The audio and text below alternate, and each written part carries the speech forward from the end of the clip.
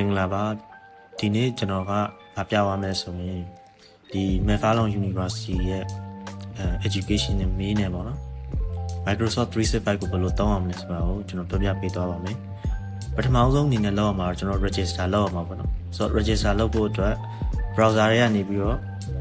MFU 365ဆိုတာကိုကျွန်တော်ရိုက်ထည့်လိုက်ဆိုတော့အဲ့လိုရိုက်ထည့်ပေးလိုက်လို့ရှိရင်ဒီမှာပေါ်လာနိုင်မှာပေါ့နော် Microsoft 365ဆိုတာဆိုတော့အဲ့ဒါလေးကိုနှိပ်ရမယ်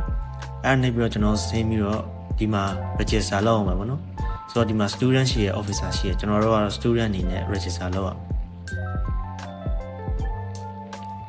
ဆိုတော့ student နှိပ်လိုက်လို့ရှိရင်ကျွန်တော် Google Form ထဲကိုရောက်ရမယ် Google Form ထဲမှာ information တွေဖြည့်ရမယ်ပေါ့နော်ဆိုတော့အဲ့လိုဖြည့်ပြီးသွားပြီးတော့ submit လုပ်လိုက်မယ်ဆိုလို့ရှိရင်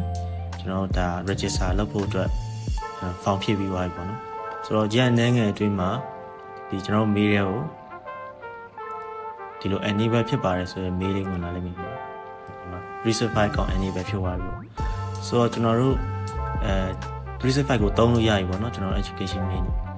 ဆိုတော့ကျွန်တော်တို့ဝင်ကြည့်အောင်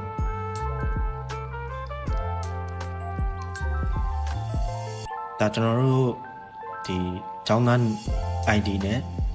ပေးထားတဲ့ mail ပေါ့နော်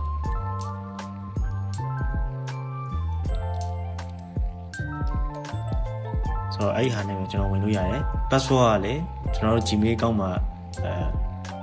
သုံးခဲ့တဲ့ password ကိုပဲပြန်သုံးလို့ရတယ်ပေါ့နော်ဆိုတော့ကျွန်တော်sign in လိုက်ပေါ့နော်ဆိုတော့ဒါကျွန်တော်တို့သုံးလို့ရနေပြီပေါ့နော်